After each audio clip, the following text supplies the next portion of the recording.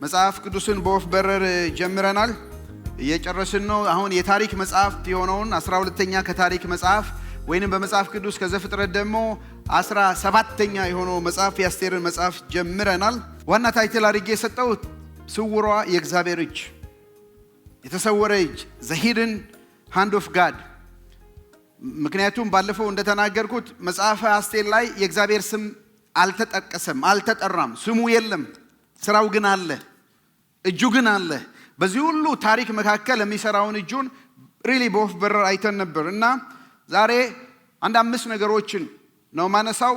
በእርግጥ 3ቱን አነሳና 2ቱን የዛሬ 15 ቀን አነሳለሁ። ከአስቴር መጽሐፍ በጣም ወቅታዊ የሆኑ ጉዳዮች አሉ።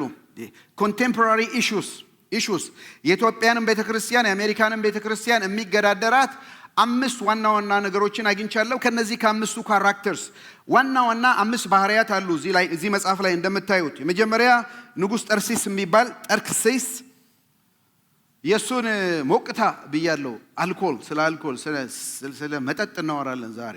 ሁለተኛ የንግስት አስጢን እምቢታዋን እናያለን። እምቢታ ስለ ፌሚኒዝም የሚባል ነገር እናያለን። ምን ማለት ነው? እንዴት ነው ቤተክርስቲያንን አፌክት የሚያረጋት? ከዚህ ሀገር ጨርሶ ደግሞ ወደ ሀገራችን እየገባ ነው። አንዳንድ ዩቲዩብ ላይም ስመለከት አያለው። በሶስተኛ ደረጃ የንግስት አስቴር ደግሞ እሽታ ሎያሊቲ ወይንም ኦቢዲየንስ እናያለን። በትዳር መካከል የሚስቶች ለባል መታዘዝ፣ ባልም ለሚስት መታዘዝ። አራተኛ የሃማን ዘረኝነት ሬሲዝም፣ አንቲ ሴሜቲዝምን እሱን የሚቀጥለው ሳምንት እናያለን። የሞርዶኪዮስን አዳፕሽን አሳዳጊነት፣ ስለ ኦርፋንስ የሚቀጥለው ሳምንት እናያለን። ዛሬ 3ቱን ነው የምናየው።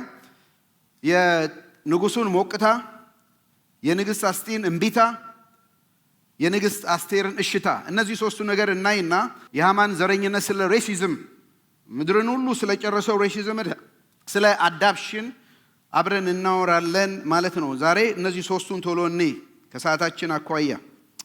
የንጉስ ጠርክሲስ አሽዋረስ የሚባለውን የሱን ሞቅታውን እንይስ። ምዕራፍ 1 ቁጥር 1 ላይ ሲጀምር እንዲህ ይላል። ከህንድ ጀምሮ እስከ ኢትዮጵያ ድረስ ያሉት 127 ሀገሮች ይገዛ በነበረው በጠርክሲስ ዘመነ መንግስት እንዲሆነ ምን ሆነ? እሱ በነገሰ በ3ኛው ዓመት ለመኳንንቱና ለሹማምንቱ ሁሉ ታላቅ ምን አደረገ? እሺ ግብዣ በሉኝ፣ ፓርቲ አደረገ። ለነሱም የመንግስቱን ሰፊ ሀብት፣ የግርማውን ታላቅነት፣ ክብር ስንት ቀን?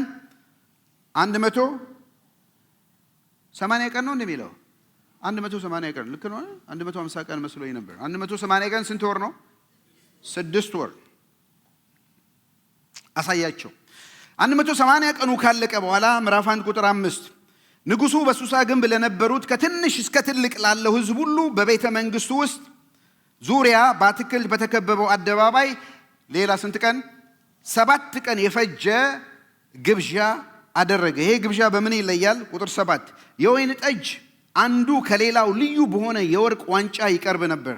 ከንጉሱ ልግስና የተነሳ የቤተ መንግስቱ የወይን ጠጅ የተትረፈረፈ ነበር፣ ሞልቶ የተትረፈረፈ ነበር። ንጉሱም ለእያንዳንዱ ሰው ምን ያህል? የተወሰነ 2 ቦትል እስኪ ነው 4 ጠርሙስ የሚፈልገውን ያህል አንሊሚትድ ማለት ነው። ድሪንክ 1 ጌት 1 ፍሪ አይደለም። ድሪንክ 1 ጌት አንሊሚትድ አይደለም። ያህል እንዲቀርብ የወይን ጠጅ አሳላፊዎችን ሁሉ አዞ ስለነበረ በንጉሱ ትእዛዝ መሰረት እያንዳንዱ ተስተናጋጅ እንዲጠጣ ተፈቅዶለት ነበር። በአእምሯችሁ አስቡ። 180 ቀን ካለቀ ወዲህ 7 ቀን ነው። እዛ ላሉ ባለስልጣኖች በሱሳ ከተማ ለሚኖሩ የሀብቱን ታላቅነት ካሳየ በኋላ ከየቦታው ለመጡት ለሎካል ሰው እዛ ለነበሩ ደግሞ ባለስልጣናቶች፣ ለህዝቡ፣ ለሲቲዝን ሁሉ ማንም ሳይለይ ሲቲዝን ሁሉ በቤተ መንግስት ተጋብዞ 7 ቀን ይበላል፣ ይጠጣል፣ ይበላል፣ ይጠጣል። ወይን ጠጁ የተትረፈረፈ ነበር። ዋው! ምን አይነት ፓርቲ ነው ይሄ? በቤተ መንግስት ማለት ይጠጣ ነበር 7 ቀን። ንጉሱም ይጠጣ ነበር፣ ህዝቡም ይጠጣ ነበር። ቁጥር 10 በሰባተኛው ቀን ንጉሥ ጠርሴስ ከወይን ጠጅ የተነሳ ይላል። ይሄ ልብ በሉት። ከወይን ጠጅ የተነሳ ኖርማል በናቹራል አይደለም። ከወይን ጠጁ ኢንፍሉዌንስ የተነሳ ደስ ስለተሰኘ ወይን ያስተፈሰ ልበሰብ ማለት ይሄ ነው። ወይ ደስ ስለተሰኘ አገልጋዮች የሆኑትን ሰባቱን ጃንደረቦች ስማቸው ተጠቅሷል። ለፕሮናውንስ ማድረግ ስለሚያስቸግረኝ እዘላቸዋለሁ። እንዲህ ብሎ አዘዛቸው። ቁጥር 11 ይኸውም ንግሥት አስጢን የደስ ደስ ያላት ነበረችና ውበቷ ለሕዝብና ለመኳንንት እንዲታይ ዘውድ ጭና ንጉሡ ፊት እንዲያመጧት አዘዘ። ኦኬ 7 ቀን 180 ቀን ጠጥተዋል። 7 ቀን ፓርቲ ያለ ሕዝቡ ሁሉ ይጠጣል። አንሊሚትድ ነው ድሪንኩ። የሰባተኛው ቀን ደስ አለውና እንዴ ለምን ሚስት አትመጣም እና ትምጣና አክሊሏን ጭና ውበቷን ማማሯን እስከ ዛሬ 180 ቀን ሀብቴን አሳይቻለሁ፣ ንብረቴን አሳይቻለሁ፣ አቅሜን አሳይቻለሁ፣ የሚታየውን ነገር ሁሉ አሳይቻለሁ። አሁን የቀረችኝ ሚስቴ ናት። የሚስቴን ውበት ለምን አያዩም? ሀሳብ መጣለት። ከምን የተነሳ? ከወይን ጠጅ የተነሳ። እግዚአብሔር መንፈስ አሳሰበው ምናምን አይደለም። ከወይን ጠጅ የተነሳ ሞቅ ስላለ እና ሰባቱን ጃንደረቦች የታወቁ ሪስፔክትድ የሆኑ ናቸው። ከንግሥት አስጢንም በደም የነሱ የፕሮቶኮል ነው። ባይነገራችን ላይ ጃንደረቦች ማለት የተሰለቡ ናቸው። ኢንቴንሽናሊ ነው እንደሚያደርጉት። ነገስታቶቻቸውን እንዳያማግጡ ይሰልቧቸዋል። ምንም እንዳያደርጉ በታማኝነት እንዲጠብቁ እነሱ ላከ። ወደ አስቴር መጡ። የንጉሱን ሞቅታ እናያለን።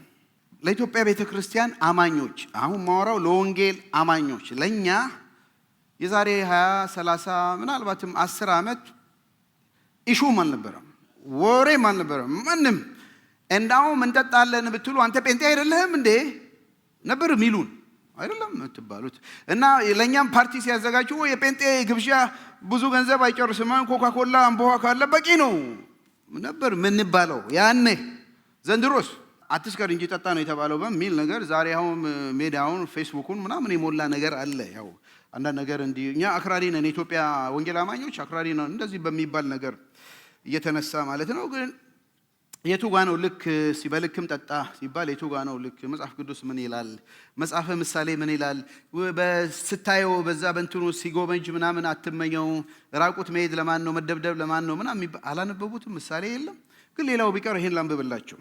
ምሳሌ 31 ቁጥር 2 ልጄ ሆይ የማህፀኔ ልጄ ሆይ የንጉሥ እናት ናት። የስለቴ ልጅ ሆይ ቁጥር 4 ልሙኤል ሆይ ነገስታት ይህን ማድረግ የለባቸውም። ነገስታት የወይን ጠጅ ሊጠጡ ገዢዎችን የሚያሰክር መጠጥ ሊያስጎመጃቸው አይገባም። አለዚያ ጠጥተው ምንድን የሚያሰክር መጠጥ ለሚያስጎመጅ አይገባም። አለዚያ ጠጥተው የሕጉን ድንጋጌ ምን ይላሉ? ይረሳሉ። የተጨቆኑትን ሁሉ መፍት ይገፋሉ። ለሚጠፉት የሚያሰክር መጠጥ በስቃይ ላሉት የወይን ጠጅ ስጧቸው። ጠጥተው ድህነታቸውን ይርሱ፣ ችግራቸውም ከእንግዲህ አያስቡ። ለድሃው ለተጨነቀው ስጠው። እንደ ምንድነው አደንዛዥ ነገር ነው። በቃ ችግሩን ይረሳል፣ መከራውን ይረሳል ምናምን። ነገስታት ግን መሪዎች ሊጠጡ አይገባም። እናቱ ናት የምትመክረው። የስለቴ ልጅ ሆይ ልጄ ሆይ መጠጥ እንዳትጠጣ፣ መጠጥ አያስጎምጅ። መጠጥ ከጠጣ ትበድላለህ ድሃውን፣ ትጮቅናለህ ድሃውን።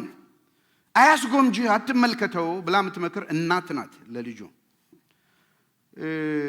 ፍትህ ስለሚያዛባ፣ ድሃ አደጉን ስለሚበድል፣ በመጠጥ ሞቅታ ኢንጀስቲስ የሆነ ነገር ስለሚያደርግ ለመሪዎች መጠጥ አይገባም አይገባም። በብሉይ ኪዳንም ጊዜ ካህናት ለአገልግሎት በሚገቡ ጊዜ ወይን ጠጅ አይጠጡ የሚል ነገር አለ አይደለም? እግዚአብሔር ለማገልገል ሲሄዱ ማለት ነው። እሺ በአዲስ ኪዳን መቼ ነው የምናገለግለው?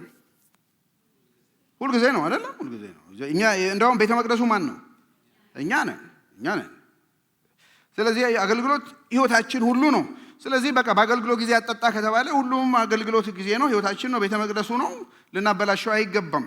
ያው ለነገሩ ጥቅስ መፈለግ አለ ለሚጠጡ። አሁን እኔ ትምህርቴ እንደው ከማወራው ነገር አንዱ የመጠጥ ችግር ያለባችሁ ጠጡ። እኔ ግን የለውበትም። ጥቅስም አትፈልጉ፣ በቃ ድካሜ ነው ብላችሁ ጠጡ። የሚጠጡ ሰዎች የደረሰባቸውን አንዳንድ ነገር ነግራቸዋለሁ።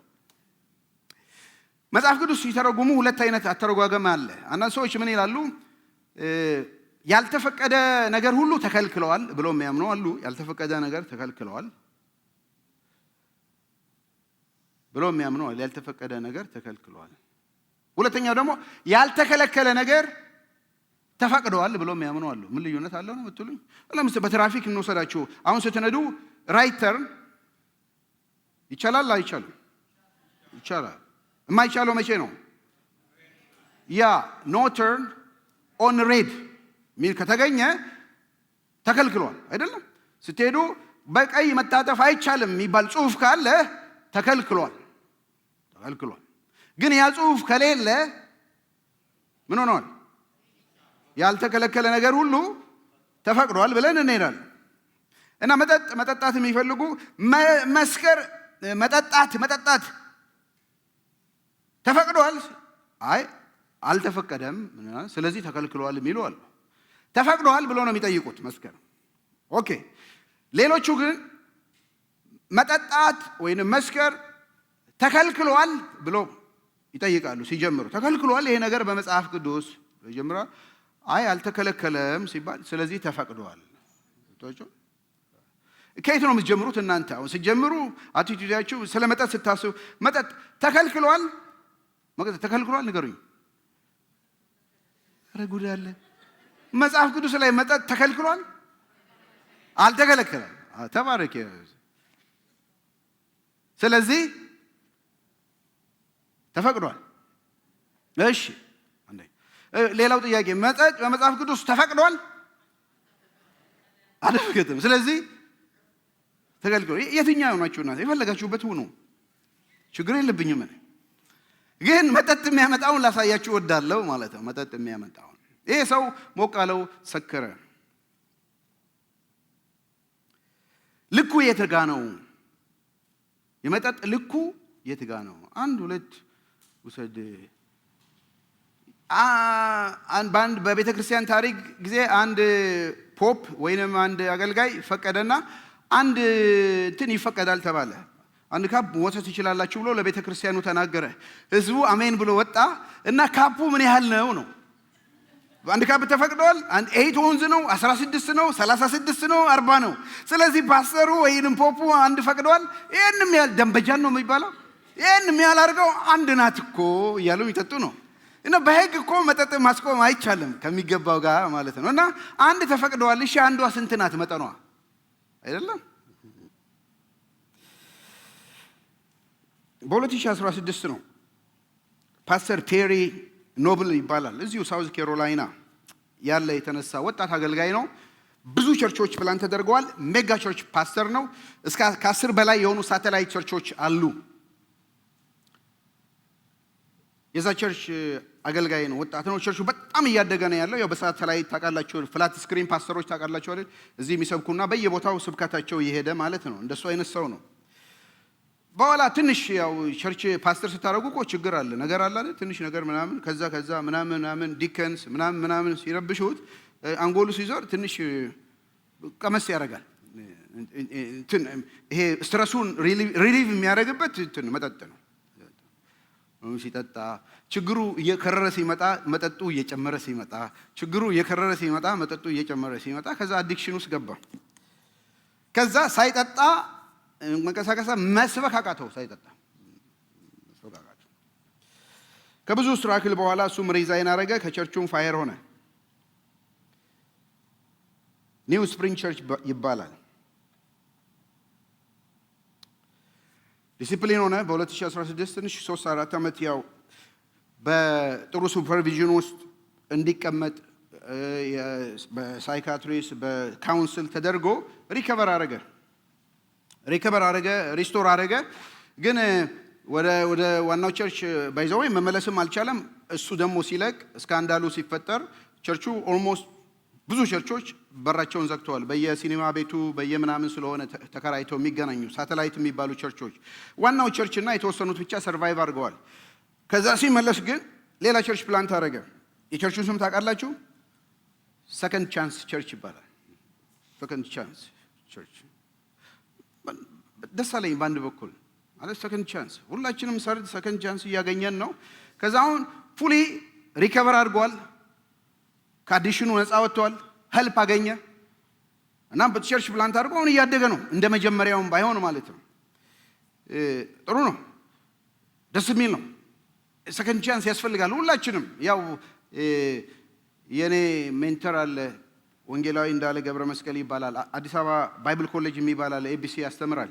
ኤቲክስ እያስተማራቸው አንዴ ተማሪዎች ሲጠይቁት እንዳው ስለ ስርቆት ስለ ሌብነት እንዳው ሲነሳ እንዳው ጠየቁት። ጋሽ እንዳለ እንዳው አንተ ቤታው ሌባ መጥቶ ቢሰርቅ እና ብታገኘው ምን ታደርገዋለህ? ምን ትደበድበዋለህ ወይ ምናምን? እርግጥ እኔ እንደምታዩኝ ምንም ቀጠን ያለ ሰው ነው። ምንም ላደርገው አልችልም መለሰና ግን እኮ ሁላችንም ያልተያዝን ሌቦች ነን አለ። ያልተያዝን ሌቦች ነን እንሰርቃለን። ያው አልተያዝንም እንጂ አይደለም። በመጠጥ አይሁን በተለያየ ነገር ድካም አለን። ድካማችንን ግን ይዘን እግዚአብሔር በቸርነቱ በምሕረቱ ያመጣናል። በብዙ ካውንስል በብዙ ምክክር በቅዱሳን ህብረት ሪከቨር እናደርጋለን፣ ሪስቶር እናደርጋለን። ግን በጣም አስቸጋሪ ነው። በእኛ ኮሚኒቲ በተለይ በአበሻ ኮሚኒቲ እንዲህ አይነት የደረሰ ሰው ከወደቀ በኋላ ሰከንድ ቻንስ ብሎ ቸርች ቢከፍት የሚሄድለት አለ ወይ ብዬ አስባለሁ። ሃው ቱ ድሪንክ ሞር ሊያስተምረን ነው ምናምን ብለን ነው አይደለም ማለት ነው። ግን በቤተሰቡ ላይ በትዳሩ ላይ በኑሮ ላይ በኮሚኒቲው ላይ ቸርች ላይ ትረስ ባደረጉት የመጣው እንዳሜ ሊነግራቸው አልችልም። መጠጥ ከባድ ነው። ሊሚት የለውም ስናይ ማለት ነው። እና ይሄ ንጉሥ ጠጣ፣ ሰከረ፣ ልክ ያልሆነ ነገር ጠየቀ። ሚስቱን አስጠራት። የሱ ሞቅታኔ የንግሥት አስጢንን እምቢታ ደግሞ እንመልከት። እምቢታ ምዕራፍ 1 ቁጥር 9 ንግሥት አስጢን በንጉሡ ጠርሴስ ቤተ መንግሥት ምን ይላል? እንደዚሁ ለሴቶች ግብዣ አድርጋ ነበር። ልክ በኋላ ለወንዶች እንዳረገው እሷ ለሴቶች አድርጋ ነበር። ልክ እንደዚሁ የሚለው ቃል እንግዲህ የተተረፈረፈ ወይን ጠጅ ነበር፣ ይጠጡ ነበር። ምን ይሉ ነበር? ሴቶቹ። ልዩነቱ ሩሙ ነው የተቀየረው አይደለም? ይጠጡ ነበር። እየጠጡ እያለ በሰባተኛው ቀን 7 ጃንደረቦች ብቅ አሉባት አስቴር ጋር። ምንድን ነው የሚጠይቋት? ንጉሡ አዞናል፣ ነይ ተክሊልሽን አድርገሽና ውበትሽን ይዛ ላሉ ሰው ሁሉ ማሳየት ይፈልጋል እና እንድትመጪ ተልከናል አሏት። ቁጥር 12 አገልጋዮቹ የንጉሡን ትእዛዝ በነገሯት ጊዜ ግን ንግሥቲቱ አዲሱ ትርጉም መሄድ አልፈለገችም። ቀደመው ንግሥቲቱ ምን አለች? እምቢ አለች። እምቢ አለች።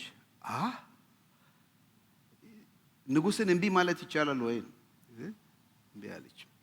እንዳው ስናጠና ብዙ ነገር ሳነብ ለምን እምቢ አለች የሚለውን ስንፈልግ አንዳንድ ምክንያት ሰጣቸዋለሁ። ያላገኘው ነው ከብስሩ ጋር ስናጠና እንዴ ምናልባት እሷ ሞቅ ብሏት ይሆን አለችኝ። አይ ቲንክ ይሄ ብዙ ኮመንታተር ያላገኙት ነገር ነው ያገኘሽው። ማንም ተጽፎ አላነበብኩም ሳይሆን አይቀርም ዝም ብዬ አሰብኩ። እሷም 7 ቀን ግብዣ ካደረገች እንደው ትንሽ ብትቀምስ ምን አልክ? ንጉሡ እኔ አልመጣም ያለች ይመስለኛል። አልመጣም እምቢ አለች። ቁጥር 12 ከዚያም ንጉሡ በጣም ተቆጣ፣ እጅግም ተናደደ። ብስጭቱ ነው። አልኮል አለበት፣ ስካር አለበት። በስካር ላይ ብስጭት ተጨምሮበት ምን ሊመስል እንደሚችል ይሄን ነው። ሕግና ፍትህን በተመለከተ የሊቃውንት ምክር መጠየቅ በንጉሡ ዘንድ የተለመደ ነበርና ስለ ዘመናት ሁኔታ ዕውቀት ካላቸው ጠቢባን ጋር ተነጋገረበት። እነዚህም 7 ሰዎች ናቸው የተመረጡ።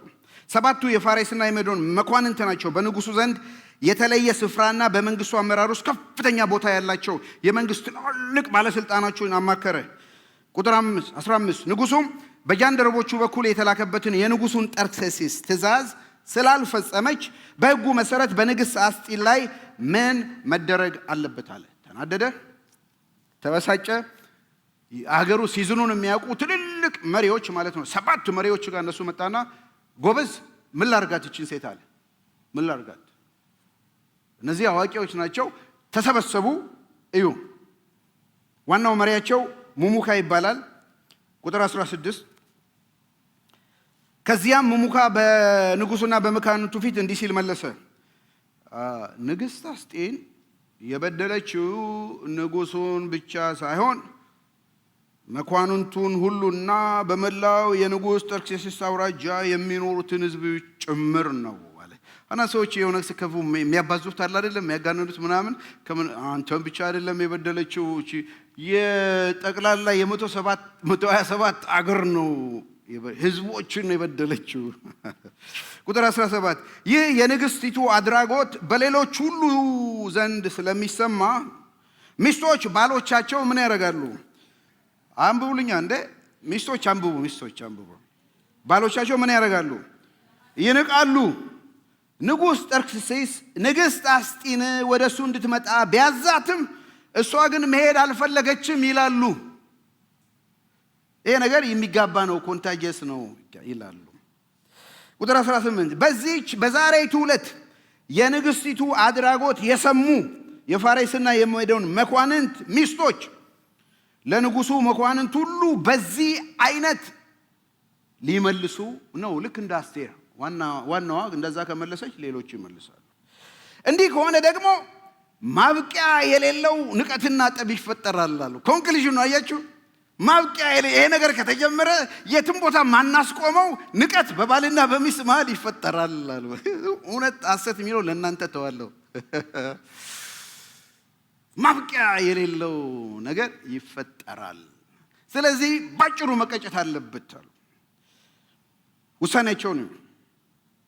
ቁጥር 19 ስለዚህ ነገሩ ንጉሱን ደስ የሚያሰኘው ከሆነ አስጢን ወደ ንጉሱ ወደ ጠርሴስ ዘንድ ከእንግዲህ ወዲህ ፈጽሞ እንዳትገባ ንጉሳዊ አዋጅ ይውጣ።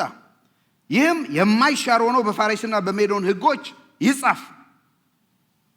እንዲሁም ንጉሱ የእቴጌነቷን ክብር ከእርሷ ለምትሻል ለሌላይቱ ይስጥ።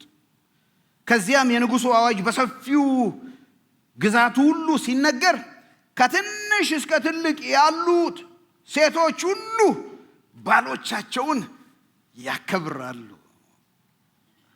አሁን በሕግ በጉልበት በመደንገግ ሚስቶች ባል ቢያከብሩ እንዴት ጥሩ ነበር። እንኳን የፋሬስ የሜዶን ይቅርና የሰማይና የምድር ፈጣሪው የእግዚአብሔር ቃል ተገዙ ብሎ ያቃተውን እንዴት ነው ፋሬስ የሚያረገው? ችግሩ ሕግ አይደለም፣ ሌላ ነገር አይደለም። ለእግዚአብሔር ቃል ያለን የልብ ለውጥ ነው። ለትዳር ያለን ኢሜጅ ነው። እግዚአብሔርን ምን ያህል እንወደዋለን፣ የእግዚአብሔርን ቃል ምን ያህል እንወደዋለን፣ ለኛ ላማኞች ነው። ያከብራሉ አሉ። ንጉሱም ይሄ ነገር ደስ አለውና አዋጅ ይውጣ። ይህን ነገር ተባለ። እስከ ምድር ዳርቻ እስከ 127 ሀገር ሕጉ ተላለፈ። ጥያቄው አስጢን ለምን መሄድ አልፈለገችም? ለምን እምቢ አለች? ያልኳችሁ አንዳንድ ኮሜንታተር ሳነብ ምናልባት አርጤክስስ የሚባለው የሷ ልጅ ሳይሆን አይቀርም፣ እሱን አርግዛ ነበር። ስለዚህ ሽታ ምናምን አትፈልግም ነበር። ያልተጻፈ ነው ማነብላችሁ። ንጉሱም የጠየቃት ዘውድሽን ብቻ ጫኝና ነይ ስላላት እርቃኗን ሆና እንድትመጣ ነው እና ዲግኒቲዋን ነው የጠበቀችው ብሎ አልተጻፈም። ባሏ ስለ ሰከረ በቃ ሌላ ነገር ሆና ከምታየውም ነገር የባሏን ክብርም ለመሸፈን ነው ይላሉ። አራተኛው በጣም ዛሬ የምናወራውን ስለ ፌሚኒዝም እንድናወራ የሚገፋፋኝ ባሏ እንደ ዕቃ እንደ ፕሮፐርቲ ስለቆጠራት ይሆናል የሚሉ አለ። የሚገርማችሁ ብዙ ክርስቲያን ኮንሰርቫቲቭ የሆኑ የወንጌል አማኞች ሴቶች የጻፉትን ኮመንተሪ ስብከትንም አይቻለሁ። እንደ ፌሚኒስቶች እንደሚሉት አይደለም። አስቴር ዲግኒቲዋን ለመጠበቅ ነው። በነገራችን ላይ አስቴር ለፌሚኒስት ለሚያስተምሩ ሰዎች ሂሮ ናት። በቃ ዲግኒቲዋን ጠብቃ እምቢ ብላ አልፋለች። እስከ መቼ የወንድ መጫወቻ እንሆናለን ብለው ከወንድ ጋር ከፍተኛ ጥላቻ ያለባቸው ሰዎች የፈጠሩትም ትምህርት ነው። አንዱን እናያለን ማለት ነው። ፌሚኒዝም ማለት ምንድን ነው? አሁን ነው ትንሽ ልቆይ። ለምን ነው ማሳሰብ? በቅርብ ምናልባት ከ6 ወር በፊት ይሆናል አንዳንድ ኢንተርቪው ማየት ሲጀምር ኢትዮጵያ ውስጥ አንዳንድ ነገር ሲያወሩ አንዳንድ ሰዎች ኮመንትም ሲጽፍ አሃ ይሄ ነገር እንዴት እየሆነ ነው ወደ ምድራችን እየመጣ ነው ጥሩ ነገር በሚመስል የሴቶች ንቅናቄ በሚመስል ግን የፌሚኒስት ትምህርቱ ኢቭን ቲዮሎጂው ሁሉ በምድራችን ላይ እንደገባ አስባለሁ። ፌሚኒዝም በጥሬ ቃሉ የሴቶች ማህበራዊ፣ ኢኮኖሚያዊ፣ ፖለቲካዊ፣ ባህላዊ መብቶች ከወንዶች ጋር እኩል ለማድረግ የሚንቀሳቀስ ሙቭመንት ነው፣ እንቅስቃሴ ነው፣ ንቅናቄ ነው። ችግር የለውም። በዚህ ምድር ነው ያለው። ከዛሬ 50 ዓመት በፊት አንዳንዶቹ ምሩቱን ከዛም ቀደም ብለው ያደርጉታል። early 19th century ግን ብዙ እየጎላ ያለው ማለት ሴቶች እንደ ወንዶች ይምረጡ ጥሩ ነው። አይመርጡም ነበር አይደለም። ልክ ጥቁሮች አይመርጡም እንደነበረ ጥሩ ነው።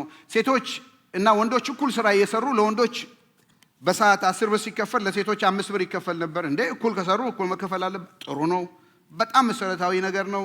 ኢኳል የሆነ ራይት ሴቶች መማር አለባቸው። እንደ ሌሎቹ ወንዶች ሲማሩ ሴቶች እንዳይማሩ አገር ቤትም ይሄ እንቅስቃሴ የሚጠቅመው ለዚህ ነው። ብዙ ቦታ ሴቶች ትምህርት ቤት እንዳይሄዱ ይደረጋል። ይሄ ሙቭመንት ፌሚኒዝም መባሉ ደስ አላለኝም እንጂ ይሄ ሙቭመንት መቀጠሉ ጥሩ ነው። ሰዎች ሴቶች እንዲማሩ በተለይ የገጠሩን ህብረተሰብ እያሰበን እንድታደምጡ ፈልጋለሁ። ሴቶች በጣም ጥቃት ይደርስባቸዋል፣ ሬፕ ይደረጋሉ፣ ይገረዛሉ ያለ ፈቃዳቸው። እነዚህ ጎጂ የሆነ ባህል አለ። በእነዚህ ነገር ላይ እንደ ወንዶች እኩልነት እንዲኖራቸው አስፈላጊ ነው፣ መሰረታዊ ነገር ነው። በሶስት ነገር መልካም ጎን አለው ፌሚኒስት ትምህርቱም ወይ ሙቭመንቱም። አንደኛ እኩል መፍትና እኩል መፍትን መጠቀም እድልን መጠቀም ነው። ሴቶች እንደ ወንዶች ሁሉ እኩል ሰብአዊና ዲሞክራሲያዊ መፍት ሊኖራቸው ይገባል። ለአንድ አይነት ስራ ወንዶችና ሴቶች እኩል ክፍያ ማግኘት አለባቸው የሚል ነው። ሁለተኛ ፍትህን በማስፈን አኳያ በወንዶችና በሴቶች መካከል ያለው ኢፍትሃዊ በማስወገድ ፍትሃዊ ማህበር መፍጠር አስፈላጊ ነው። ሶስተኛ ጾታዊ ጥቃትን መቃወም ነው። በሴቶች ላይ የሚደርሰው አካላዊ፣ ስነ ልቦናዊ እና ወሲባዊ ጥቃቶች ይቃወማሉ። መሰረታዊ ነገር ነው። ወንዶችም ይቃወማሉ። ይሄን ነገር መደረግም ያለበት ነገር ነው። ፖዚቲቭ ነገሩ ይሄ ነው፣ የፌሚኒስት ሙቭመንት ማለት ነው። ክፋቱ ምንድነው? ልክ ማንኛውም ሙቭመንት የራሱ ደካማና ጥሩ ጎን እንዳለው ይሄም አለው። ግን ይሄ በጣም ከመልካም ጎኑ ይልቅ ክፉ ጎኑ እንደውም አውሳይ እኩይ ጎኑ ምድርን እያናወጠ ያለ ነው። እመጣበታለሁ ለምን እኩይ እንዳልኩት። ስለዚህ በጣም እነዚህ ራዲካል ኤክስትሪም ፌሚኒስት የሚባሉ ሰዎች የነሱ እኩይ እይታቸው ላሳያችሁ።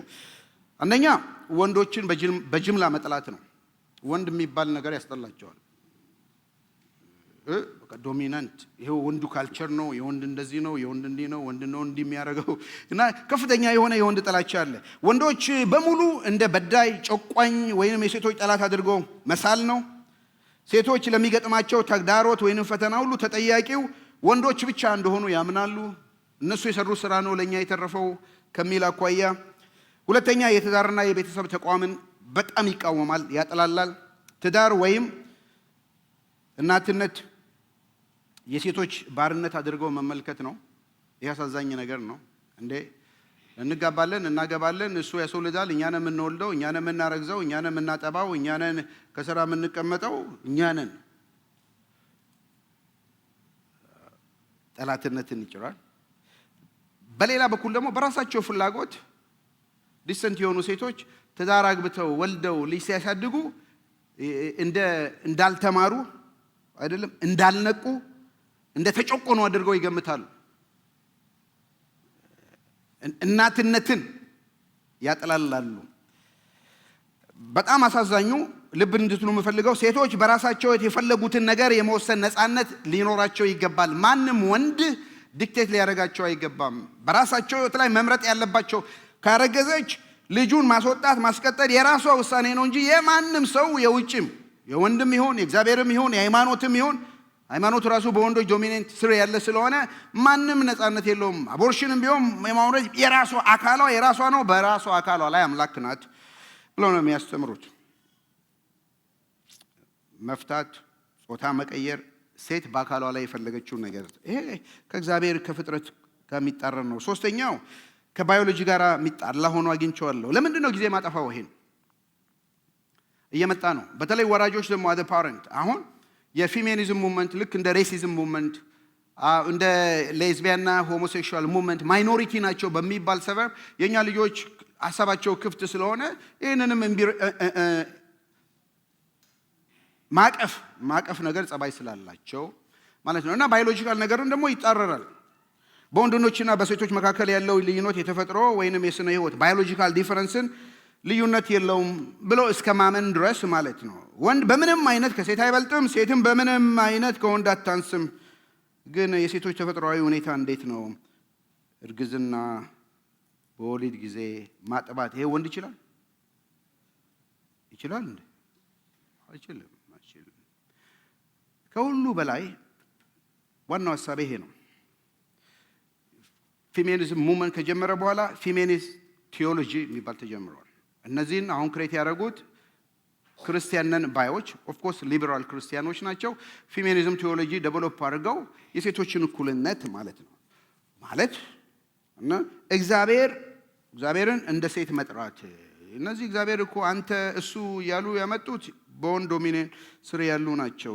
ስለዚህ እግዚአብሔር እሷ እናታችን ተብላ ለምን አትጠራም? የራዲካል ፌሚኒዝም ነው አንዱ ትልቅ እና ጎጂው አደገኛ አስተሳሰብ እንቅስቃሴው ይሄ ነው። እግዚአብሔር በወንድ ጾታ አባት እሱ ሂ ብሎ መጥራት ወንዶች ማህበረሰቡን ለመጫን የፈጠሩት የአምባገነንነት ነጸብራቅ ነው ብለው ያምናሉ። ስለዚህ ሆን ብለው እግዚአብሔርን እሷ ሺ ሄር ወይም እናታችን እግዚአብሔር ሆይ ብለው ይጠራሉ። ብዙ ትዝ ይልሻል አይደል? ፓሳዴና እያለን እኛ መኪና ተማሪ ቤት እያለን መጀመሪያ ያልገዛንም ራይ ስናገኝ ብቻ ነው ወደ ሎስ አንጀለስ የምንሄድ የነበረው።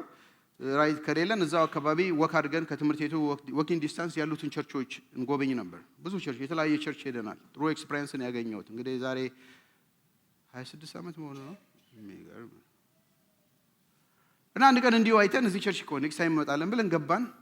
በጣም ትንሽ ናቸው። ደነገጥን ነው የምላችሁ።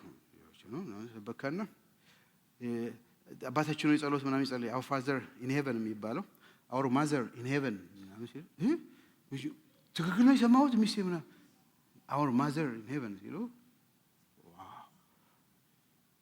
በኋላ ስናጠና ያው በፌሚኒዝም ሙቭመንት ውስጥ ያሉት ናቸው። ፓስተሯም ሴት ናት እና ነው ብዙ ወንዶች የሉም፣ አንዳንድ ሰፖርት የሚያደርጉ ናቸው። እስከዚህ ድረስ ተደርሷል ልላችሁ ፈልጌ ነው። እና ወደ እግዚአብሔር ከመሄድ በእርግጥ እግዚአብሔር መንፈስ ነው፣ የሚያመልኩት በእውነትና በመንፈስ ይገባል። እግዚአብሔር ወንድ ነው ወይ ሴት ነው ብለው ከሚያስተምሩት አይደለም። እግዚአብሔር ራሱን አይደንቲፋይ ያደረገው የእግዚአብሔር ልጅም ኢየሱስ ክርስቶስ ወንድ ሆኖ ነው የመጣው። ሂ ነው አይደንቲፋይ የተደረገው፣ እንደ አምላክነቱ ነው የተጠራው።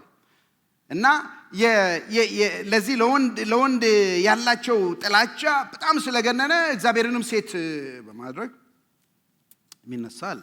መጽሐፍ ቅዱስ እንደዛ ነው ወይ? እግዚአብሔር በመጀመሪያ ሰውን ፈጠረው በራሱ ስፋት። ምን አድርጎ ፈጠረው?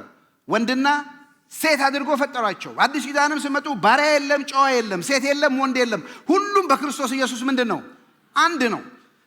በነገራችን ላይ ከማንኛውም ሃይማኖት ይልቅ በምድር ላይ ካሉ በምናምን በሺህ ከሚቆጠሩ ሃይማኖት ይልቅ ክርስትና ወይንም መጽሐፍ ቅዱሳዊ ነገር ብቻ ነው የሴትና የወንድነት እኩልነት አብሮ የሚናገረው። ድሮም በብሉይ ኪዳን እግዚአብሔር ሲፈጥረን፣ አሁንም በአዲስ ኪዳን በመንፈስ ቅዱስ ሲያድነን ሴት የለም ወንድ የለም፣ ሁሉም በክርስቶስ የሴት ዲግኒቲ የሴት ክብር ያለበት ነው። ባንተና በዘር በሴቲቱና በሴቱ መካከል ጠላትነትን በሴት እንኳን ምክንያት ኃጢአት ቢገባም በሴቲቱ ምክንያት ድነት ገብቷል። የእግዚአብሔር ልጅ ኢየሱስ ክርስቶስ የሴት ልጅ ነው። እናቱ ሴት ናት። እኛ የተካፈለው አይደለም፣ አባቱ እግዚአብሔር ነው። ስለዚህ የፌሚኒዝም ሙቭመንት ስልጣኔ ሳይሆን ስልጣኔ ነው። ላሳስባችሁ ወዳለሁ። ስለዚህ ስንሰማ አንዳንድ ነገር ስንሰማ እንዳንደነግጥ። አሁን ሙቭመንቱ የጨመረ በኢትዮጵያ ውስጥ ባሉ ነገሮች በተለይ አሁን አገራችን ባለችበት የሴትና የወንድ እኩልነት አስፈላጊ ከሆነ አይ ቲንክ የኢትዮጵያ ገቨርንመንት ትልቅ ምሳሌ ይሆናል ብዬ አምናለሁ። በካቢኔት በሚኒስትር ደረጃ ትልልቅ በመምራት ደረጃ ያሉ እህቶቻችን አሉ። ያ ዘመን ሁሉ አልፏል። እግዚአብሔር ዛሬ ዘመን አምጥቶ በትምህርታቸው፣ በእውቀታቸው፣ በታለንታቸው፣ በጊፍታቸው፣ በፋሽናቸው ነው እየሰሩ ያሉት እንጂ ሴት ስለሆነች አትሆንም የሚባል ደረጃ ላይ የለም። ትዝ ይላችኋል። ባለፈው ሳምንትም ይሄን የአስቴር መጽሐፍ ዴዲኬት ያደረኩት ኮሚት ያደረኩት በኢትዮጵያ በመሪነት ደረጃ ላይ እና በኢትዮጵያም በኤርትራም በመሪነት ደረጃ ላይ ላሉ እህቶቻችን መስዋዕትነት ለሚከፍሉ ነው። ለሚከፍሉ ነው። ችግሩ ግን ምንድነው? በስራ ቦታችን ላይ እህቶቻችን ከፍ ከፍ ሲሉ ሲሾሙ ሲያድጉ እውነተኛ የሆነውን ኮር የሆነው የፋሚሊ ቫልዩ እንዳይጠፋ ነው። ይህ አስፈላጊ ነገር ነው።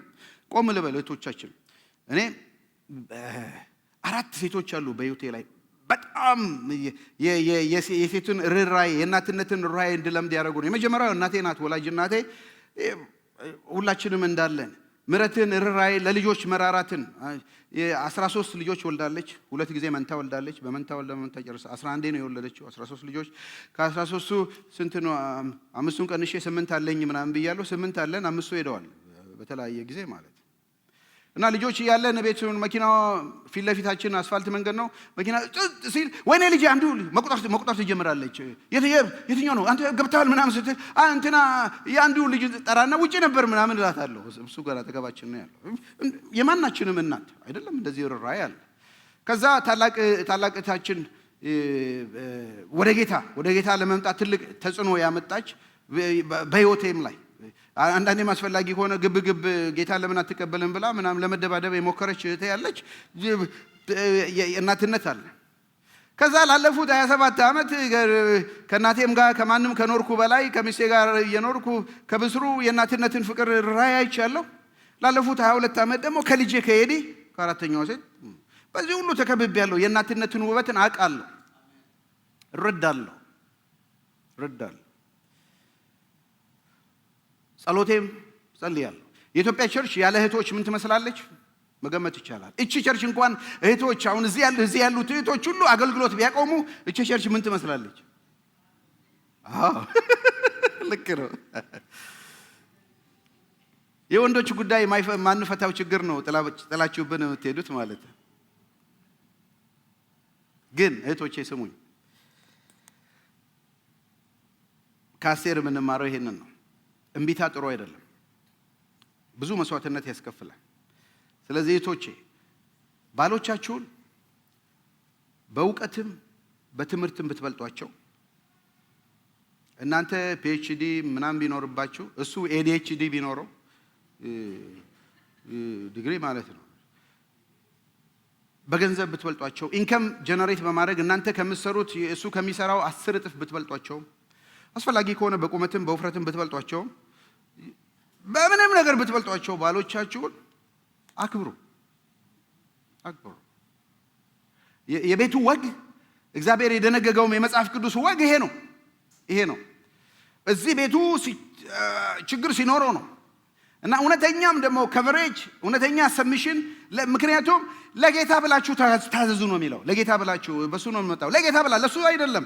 እንዳውም የሚገርማችሁ የማያምን ባል እንኳን ቢኖራችሁ አይልም ይላል እኮ። ባላችሁ ባያምን እንኳን ስለ ጌታ ብላችሁ ለሱ ሰረንደር ሰሚሲቭ ስትሆኑ ምናልባት አንድ ቀን እግዚአብሔር ልቡን ይነካውና ይለውጣል። ለማያምን ባል እንኳን ታዘዙ ነው የሚለው የእግዚአብሔር ቃል። አሜን ያለው ወንድ ነው። በጣም ያሳዝናል። ይሄው እንዲህ ይላል ቃል ስለምትፈልጉ ከየት ነው? ኤፌሶን 5:21 ላይ ለክርስቶስ ካላችሁ አክብሮታዊ ፍርሃት የተነሳ አንዳችሁ ለአንዳችሁ ተገዙ ይላል። ሰሚሽን የሚስት ለባል ብቻ አይደለም፣ ባልም ለሚስት ሰሚስ ማድረግ አለበት። ይሄ መጽሐፍ ቅዱስ ነው። ይሄን ቁጥር 21ን አያነቡልንም። እነዚህ ማስኩሊያን ምናምን የተባሉ የሆኑ ዶሚናንት የሆኑ ሰዎች አያነቡልንም። ቁጥር 22 ነው የሚያስጀምሩ። ምን ይላሉ? ሚስቶች ሆይ ለጌታ እንደምትገዙ ለባሎቻችሁ ተገዙ። ድምፅ አይጻፍም መቼስ። ክርስቶስ አካሉ ለሆነችው አዳኟ ለሆናት ቤተክርስቲያን ራስ እንደሆነ ሁሉ ባልም የሚስት ራስ ነው። ፌሚኒስት ቴዎሎጂ የማይወዱት ጥቅስ ይሄ ነው። እንግዲህ ቤተክርስቲያን ለክርስቶስ እንደምትገዛ ሚስቶች ለባሎቻችሁ በማናቸውም ነገር እንደዚሁ መገዛት ይገባቸዋል። ወገኖች ሆይ በቤተሰብ ያለን ዳይናሚክስ የሚጠበቀው ምን ያህል እግዚአብሔርን ወደዋለሁ። በእርግጥ እግዚአብሔርን መወደው ከሆነ ለቃሉ እታዘዛለሁ፣ ቃሉ ለሚለኝም እታዘዛለሁ። እግዚአብሔር ላዘዘን ነገር ላልገባን ነገር ልንታዘዝ ይገባል። እውነተኛ ብሌሲንግ እውነተኛ በረከት የሚመጣው ለባሎቻችን ከምንሰጠው ክብር ነው። ባሎችም ጸሎታችሁ እንዳይከለከል አብራቻችሁ ጸጋ ወራሽ እንዲሆኑ ሚስቶቻችሁን አታስቆጧቸው ወይንም አታስመሯቸው፣ አክብሯቸው። ክብር ይገባል። ሰሚሲቭነት ላቭ ኤንድ ሪስፔክት በቤተሰብ ውስጥ የሁላችንም ድርሻ ነው። የባልም የሚስትም ድርሻ ነው መጽሐፍ ቅዱስ እንደሚናገር። ከዛ የንጉሱን ጸጸት እኔ ምዕራፍ 2 ላይ ከዚህ በኋላ ንጉሱ ጠርሴስ ቁጣው ሲበርድለት 3 ዓመት ያህል ፈጅቷል። ሲበርድለት አስጢን ያደረገችው ነገርና በራሷ ላይ ያስተላለፈውን አዋጅ አሰበ። ከዚያ የንጉሱ የቅርብ አገልጋዮች እንዲህ የሚል ሐሳብ አቀረቡ። ለንጉሱ ቆንጆ ልጃገረድ ይፈለግለት፣ ከዚህም ንጉሱ ደስ የምታሰኘው ልጃገረድ በአስጢን ፈንታ ንግሥት ትሁን። ምክሩ ንጉሱን ደስ አሰኘው። በተባለው መሰረት ሴቶች መፈለግ ጀመሩ። ላስት ዊክ አይተነዋል። ቁጣው ንዴቱ ሲበርድለት፣ ሞቅታው በርዶለታል። ንዴቱ ሲበርድለት እግረ መንገድ ትምህርታን ወንድሞች ሆይ ይሄም ያጠቃን እኛ ነው። ይሄ ንዴት፣ ቁጣ፣ ብስጭት፣ የጨቤት ምናምን ጩኸት፣ ጭቅጭቅ፣ ንጭንጭ ምናምን ጨምሩልኝ። ይሄ የጨቤት ባልሆነን ነው እንዳንቀር መጀመሪያ አንጠጣ ነው ምክሩ። የንዴት ፊውል ነው። የተናደዳችሁ ስትሄዱ መጠጥ ሲጨምሩ ንዴቱ እየጋለ ነው የሚሄደው። ሶስተኛው የንግሥት አስጢን እሽታ ምዕራፍ 2 ላይ ስታዩ እሷ ነገር እናያለን። ይህን ቶሎ ልበል። መርዶክዮስ አንዲት ሀደሳ የምትባል ያጎት ልጅ ነበረችው። አባትና እናት ስላልነበራት ያሳደጋት እርሱ ነበር። ስለ አዳፕሽን ኔክስት ዊክ የዛሬ 15 ቀን እናያለን። አስቴር ተብላ የምትጠራው ይህች ልጃገረድ በተክለ ሰውነቷ ሆነ በመልኳ እጅግ ውብ ነበረች። አባትና እናቷ ከሞቱ በኋላ መርዶክዮስ እንደራሱ ልጅ አድርጎ ወሰዳት። በልጅነት አባትና እናቷ ሞተዋል። አጎቷ ወይንም ያጎቷ ልጅ ይላል ትርጉሙ። የተለያየ እንደዛ ተብሎ ሊተረጎም ይችላል። ወስዶ አሳደጋት። ከዝኑ ከሆነች በእድሜ ይበልጣታል። አጎቷ ከሆነም ኦፍ ኮርስ እና አሳደጋት። እቺን ንጉሱ ሚስት ሲፈልግ ለሚስት ከታጩት መካከል ሆና ቀረበች። አንድ ዓመት በከብሬ 6 ወር በከርቤ ነው 6 ወር ደግሞ በተለያየ ኦይንትመንት 1 ዓመት ሙሉ ይዘጋጃሉ። ታውቃላችሁ፣ አንድ ምሽት ከንጉሱ ጋር ለማጥፋት 1 ዓመት ዝግጅት ያደርጉ ነው። የእሷ ከዓመት በኋላ ደረሳት። ባለፈው ሳምንት እንዳየነው ማለት ገባች። የንጉሱ ትእዛዝና አዋጅ በወጣ ጊዜ ብዙ ልጃገረዶች ወደ ሱሳ ግንብ ተወስደው ለጠባቂው ለሄጌ ተሰጡ። አስቴርም ወደ ንጉሱ ቤተ መንግሥት ተወሰደች። ለሴቶች ጠባቂ ለሄጌ አደራ ተሰጠች። ቁጥር 16 ምዕራፍ 2 በነገሰ በ7ኛው ዓመት ታውቃላችሁ፣ በ3ኛው ዓመት ነው የሰከረው። በ7ኛው ከ4 ዓመት በኋላ ነው። 1 ዓመት ሲፈለግ ቆይቷል። ቁጣው የበረደለት በ3 ዓመቱ ነው። ቴቤት በተባለው በ10ኛው ወር አስቴር ወደ ንጉሱ ጠርሴስ ቤተ መንግሥት ተወሰደች። በዚህ ጊዜ ንጉሱ ከሌሎች ሴቶች ሁሉ ይበልጥ አስቴር ምን አረጋት?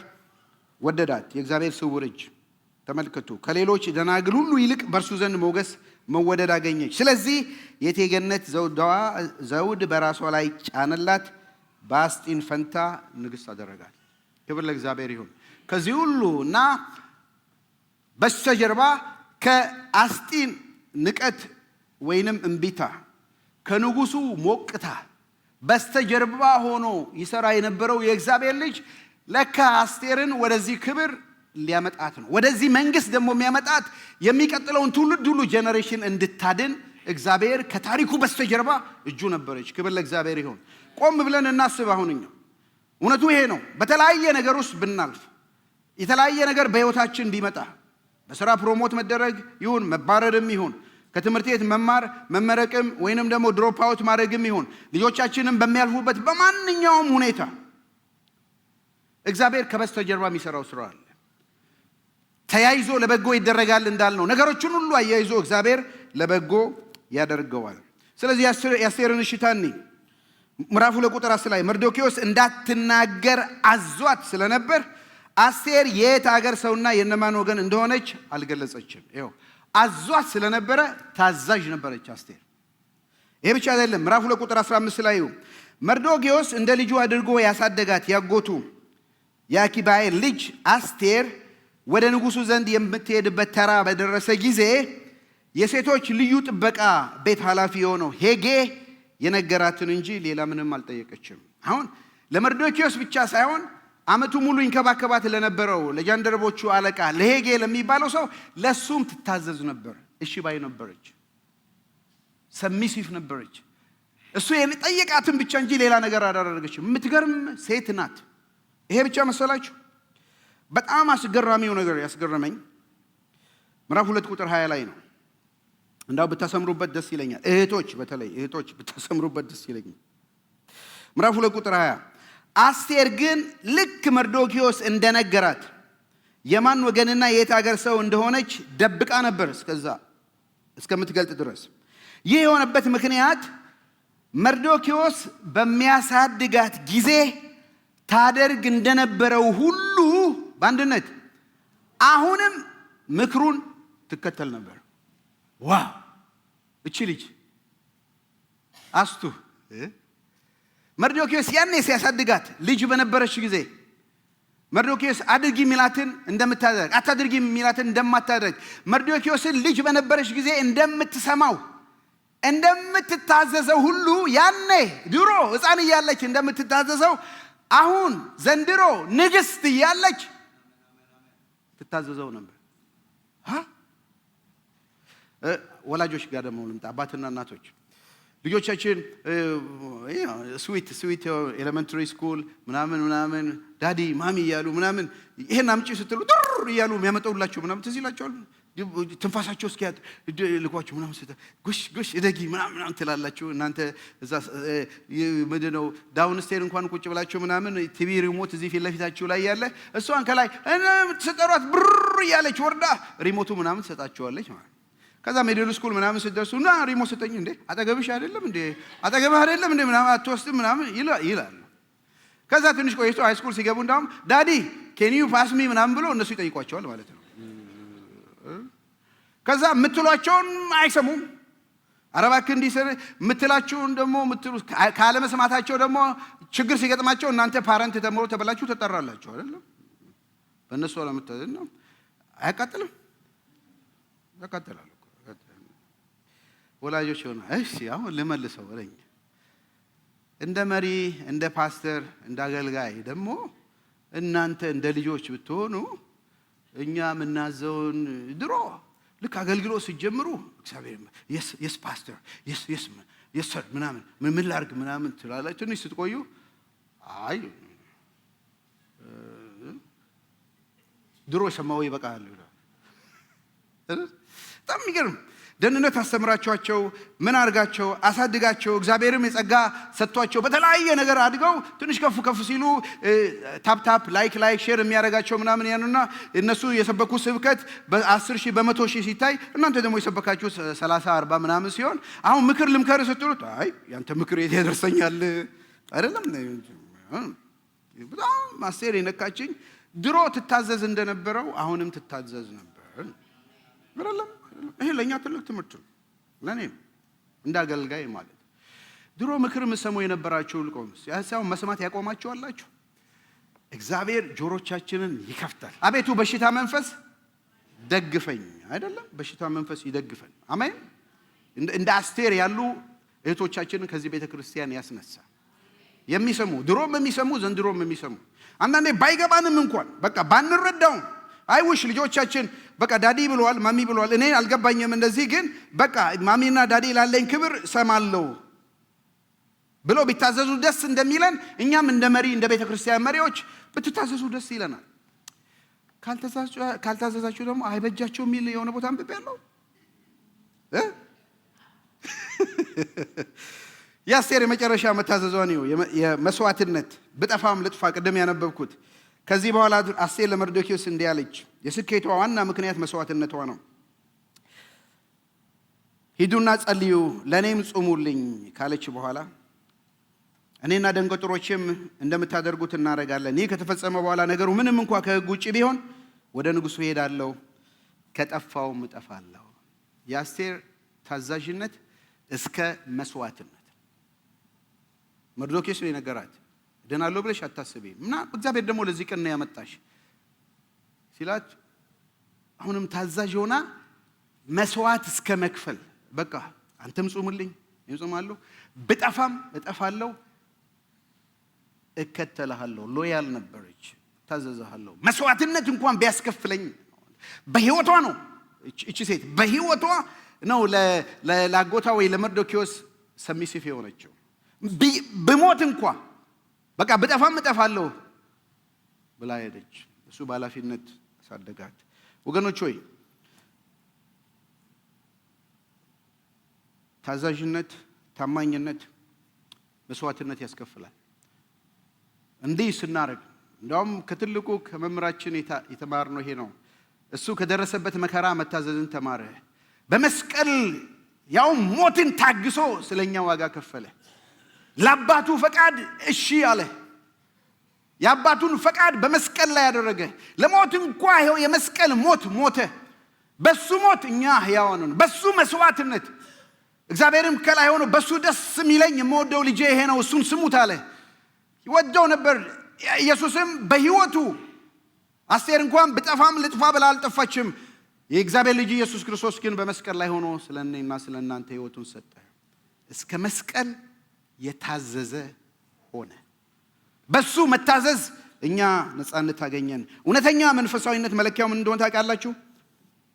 ታዛዥነት ነው። በእውኑ እግዚአብሔር በመስዋዕት ደስ ይለዋል? በምን ደስ እንደሚለው? በመታዘዝ ደስ እንደሚለው። እነዚህ አራቱ ከአስቴር ጋር ምን አገናኛቸው ብዬ ይህን ጠይቃለሁ። እነዚህ አራቱ ከአስቴር ጋር ምን አገናኛቸው? ኔልሰን ማንዴላ፣ ስቲቭ ጆብስ የአፕል ኮፋውንደር፣ ኔልሰን ማንዴላ የሳውዝ አፍሪካ ፕሬዚደንት የመጀመሪያው፣ ጄፍ ባዮዝ የአማዞን ዋና ሲኢኦ አይደል? ቢል ክሊንተን ገሷት የመጠርጠር ነገር ያላቸው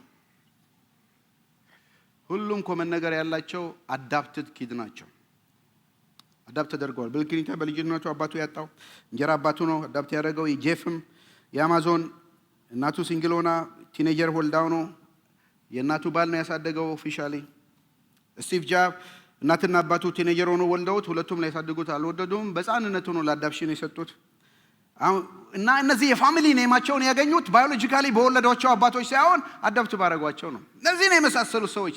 ስለ አዳፕሽን በሚቀጥለው ሳምንት በደንብ እናወራለን።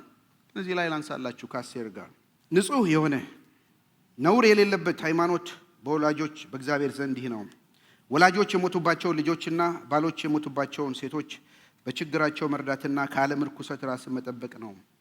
ንጹህ የሆነ ወገኖች ሆይ ነውር የሌለው አምልኮ ወላጆች የሌላቸውን ልጆች መርዳት ነው። እንዴት ነን የሚለው ኔክስት ዊክ ያነሳለሁ። ባለፈው ግን ሮብ ዕለት በሚሽን ኮንፈረንስ ላይ የነበራችሁ ከትግራይ የነበሩ አገልጋዮች 12 አገልጋዮች ትግራይ ሙሉ ወንጌል አድዋ ላይ የነበሩ አገልጋዮች ያካፈሉንን ሰምታችኋል።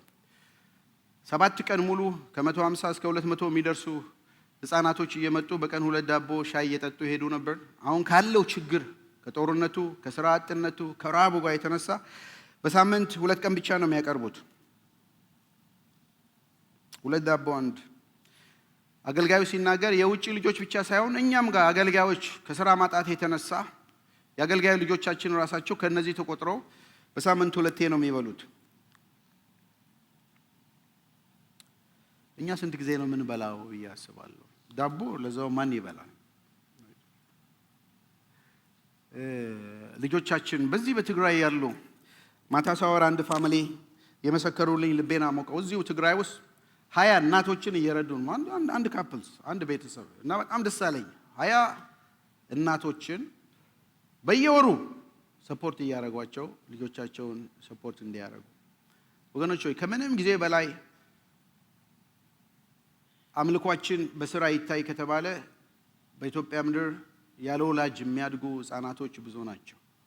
ለነሱ እጃችን ሊዘረጋ ይገባል።